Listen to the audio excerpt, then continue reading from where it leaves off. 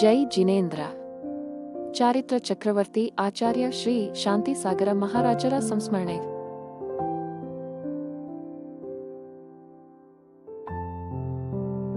ಬಾರಾಮತಿಯಲ್ಲಿ ಒಮ್ಮೆ ಒಬ್ಬ ಶಾಸ್ತ್ರಿಗಳು ಆಚಾರ್ಯ ಶ್ರೀ ಶಾಂತಿ ಸಾಗರ ಮಹಾರಾಜರ ದರ್ಶನ ಮಾಡಿ ಅವರ ಚರಣಗಳಲ್ಲಿ ಪುಷ್ಪವನ್ನಿಟ್ಟರು.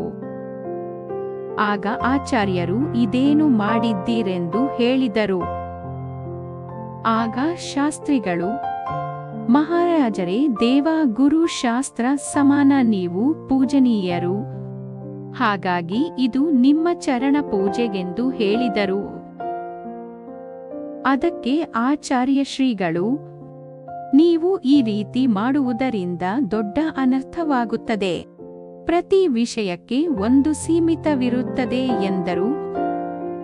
ಶಾಸ್ತ್ರಿಗಳು ಕೇಳಿದರು, ಮಹಾರಾಜರೇ, ನಿಮ್ಮ ಚರಣಗಳಲ್ಲಿ ಹೂವು ಇಟ್ಟಿದ್ದರಿಂದ ಯಾವ ಅನರ್ಥವಾಯಿತು?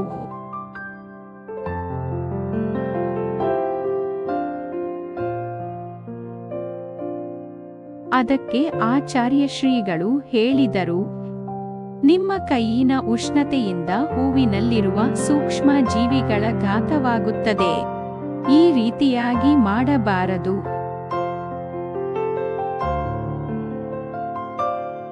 ಹಾಗಾಗಿ ನಾವು ಹೂಗಳನ್ನು ಬಳಸಬಾರದು. ಹೇಗೆ ತಾಯಿಯ ಮಡಿಲಲ್ಲಿ ಮಗು ಚಂದ ಕಾಣುತ್ತದೋ ಹಾಗೆಯೇ ಹೂಗಳು ಗಿಡದಲ್ಲಿದ್ದರೆ ಚಂದ ಕಾಣುವುದು. ಜೈ ಜಿನೇಂದ್ರ ಮತ್ತು ಧನ್ಯವಾದಗಳು.